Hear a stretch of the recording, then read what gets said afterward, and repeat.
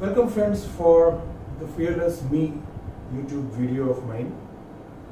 Today we are going to discuss about our fear, especially with the Almighty, the God, the Jesus, the Vaheguru, the Allah, to whomsoever you believe in.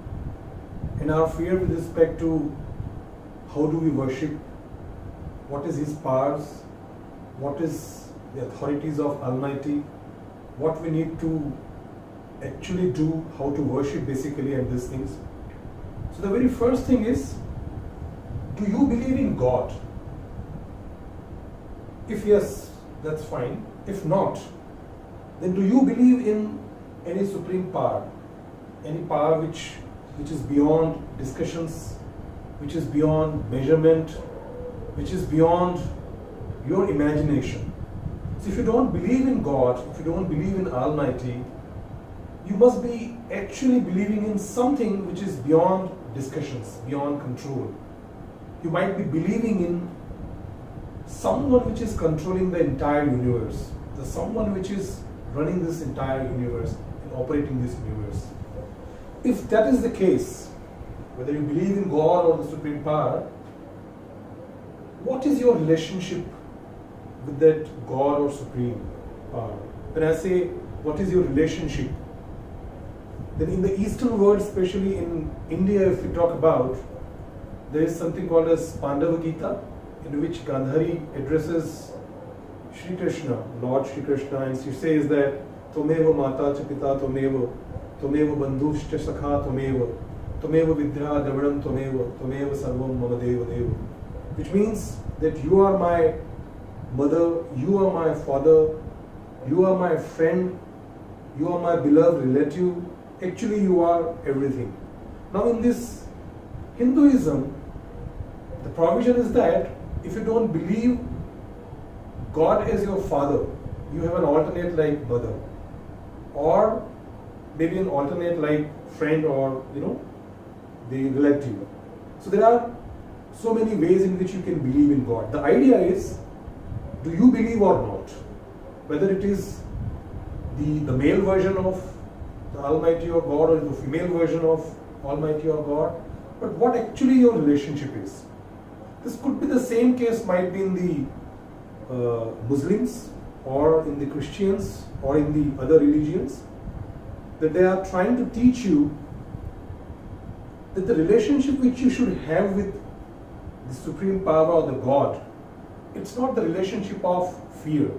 It should not come out of fear. It's the relationship which should have a natural bonding.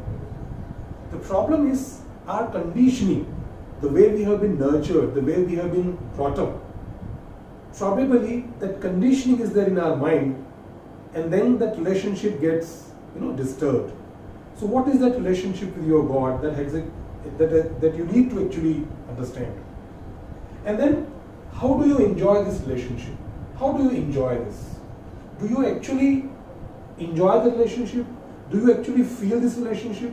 Now what happens when you consider your parents? What is your relationship with the parents? You have all the rights to demand whatever you want. When you talk about your friends, the way you get opened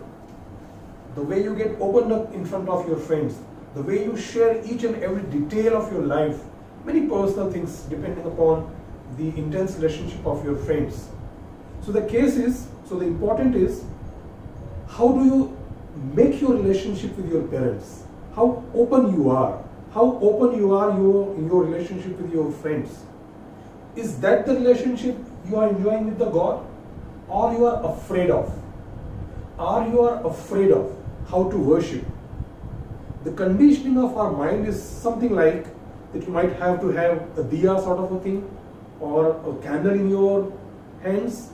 Maybe you have to sit in a specific posture when you are worshipping the God, or maybe you have to remove the shoes, these and that, and so many other factors which controls your mind. When there are so many fears are there in your mind with respect to your relationship with the God, the fear occupies your mind. The fear occupies your mind. The another part is, there are cases when we enjoy this relationship only when we are in need. only when we are in need. And that's where we try to establish that relationship. Maybe by, bribing to the God, or visiting to those temples or churches or mosques very often, or then probably listening to all the hymns or, the devotional songs. So your relationship either is a circumstantial or circumstances based, or the problem based, or your relationship is something like which you might be enjoying day in, day out. So the case is, if you believe in God or supreme power, what is your relationship and how do you enjoy? God or Almighty or the supreme power has never dictated you how to worship, has never given any standard operating procedures or SOPs, how to sit, how to stand, what to carry, what not to carry, what to give, what to offer, what not to offer. It is all our conditioning. Who has created all the religious books? It is actually which we have created all these religious books. Who has created the standard operating procedures or various do's and don'ts? We only created those do's and don'ts. The irony is, we have created those SOPs and do's and don'ts, and then we get afraid with what we have created. That's where the entire relationship of yours with God gets disturbed. Whenever you are in need, when we are going there to demand something, God already knows. The Supreme Power already knows what's the problem. The issue is, since your relationship is not that intense, your number is also quite a lost. Number means you are standing in a queue. You believe that I have a problem, I am offering certain things, why God is not listening to me? Now the God says, come on, there are already people standing in the queue since long. There are people who are worshipping me, who are believing in me, not just because they have a problem. It is their relationship with me.